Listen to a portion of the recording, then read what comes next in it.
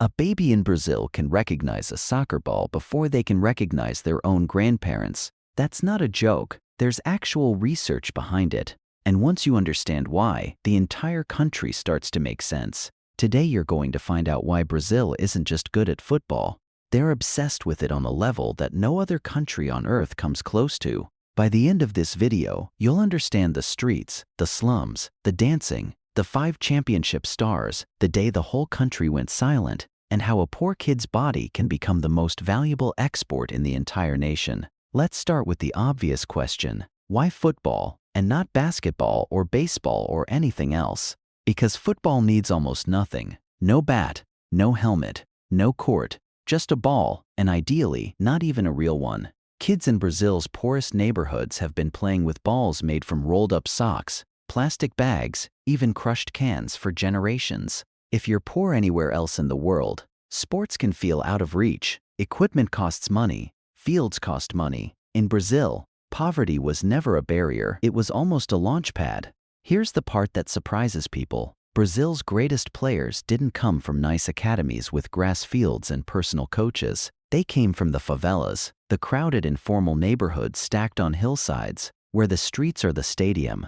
Pelé, widely considered the greatest player in history, grew up so poor he used a sock stuffed with rags as his first ball. Ronaldinho, one of the most magical dribblers the sport has ever seen, learned his tricks in cramped alleyways where there was no room to run, only room to be clever. Neymar started out playing futsal, a fast indoor version of the game played on a hard court the size of a basketball gym, which is exactly why his footwork looks like it belongs on a dance stage instead of a field. It's a pattern. When you don't have space, you're forced to get creative. Tight alleys force tight footwork. No referees means kids make their own rules and settle their own arguments. No coaches mean no one is telling you the correct way to play, so you invent your own way. That's why Brazilian football has a different flavor than European football. It's loose, it's playful, it's built on flair, not just structure. Now here's a stat that should stop you in your tracks. Brazil is the only country to play in every single FIFA World Cup ever held.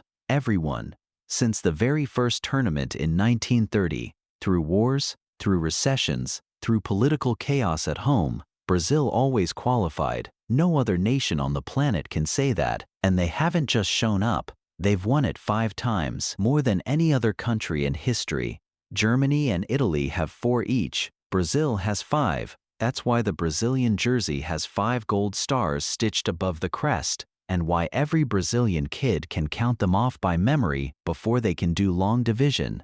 So why does this sport mean more in Brazil than anywhere else? Because football became something bigger than a game. It became identity. Brazil is a massive country, roughly the size of the entire continental United States, with huge gaps between rich and poor, and dozens of cultures mixed together from indigenous roots, African heritage, and Portuguese colonization. Football is one of the only things that unites all of it. Rich or poor, you bleed yellow and green on game day. For 90 minutes, a billionaire in a penthouse and a kid in a favela are watching the exact same ball, hoping for the exact same outcome. That's why street celebrations in Brazil after a World Cup win look like the entire country exploded with joy at the same second. Horns, fireworks, strangers hugging strangers who were total strangers 5 seconds earlier. It's not just sports excitement, it's collective identity, all releasing at once, like a pressure valve for an entire nation. Here's something most fans never learn. Brazil's military government, which ruled the country for over 20 years, openly used football as a tool. When Brazil won the World Cup in 1970, the ruling generals plastered the team's success on propaganda posters, linking the players' joy to the government itself, as if winning a trophy proved the regime was working. The captain's face ended up on banknotes. A sport that started in the streets, played by kids with nothing, was being used by the most powerful people in the country to sell an entire political message. Football wasn't just loved in Brazil, it was useful. And that's a strange, uncomfortable kind of power for a children's game to hold. But here's where it gets darker, and honestly, more interesting. In 2014, Brazil hosted the World Cup on home soil. Expectations were sky high. This was supposed to be the moment. Then in the semifinal, Germany beat Brazil 7-1. Not a typo. 7-1 on Brazilian soil, in front of a stadium full of Brazilian fans who watched their own team get dismantled in under 30 minutes. It's remembered simply as the Mineirazo, named after the stadium where it happened. Grown men cried in the stands. On live television, without even trying to hide it, fans described it like a death in the family. Psychologists in Brazil actually studied the national reaction afterward because the grief wasn't normal sports disappointment. It went deeper than that. It felt personal, because for Brazilians, football isn't entertainment on the side, it's part of who they are. Think about that for a second. A sports loss that needed psychological study. That single detail tells you more about Brazilian football culture than any stat ever could. Now let's talk about style, because this is where Brazil separates itself from literally every other footballing nation on earth. There's a phrase used to describe Brazilian football, joga bonito. It means play beautifully, not play efficiently, not play to win at all costs, play beautifully. For decades, Brazilian football prioritized flair, rhythm, and creativity, almost like dance. That's not an accident either. Football in Brazil grew up shoulder to shoulder with samba, with carnival, with music that lives in people's hips before it ever lives in their heads. Many Brazilian players have openly compared their dribbling to dancing, because in their neighborhoods, the same body movement that works on a dance floor works on a football pitch. Rhythm became a weapon. A step over isn't just a trick, it's a beat. Compare that to a country like Germany, known for precision, discipline, and machine-like efficiency. Germany plays like a finely tuned engine. Brazil, for most of its history, played like a celebration that happened to have a scoreboard attached. Same sport, completely different soul. And that soul became something else too, a business.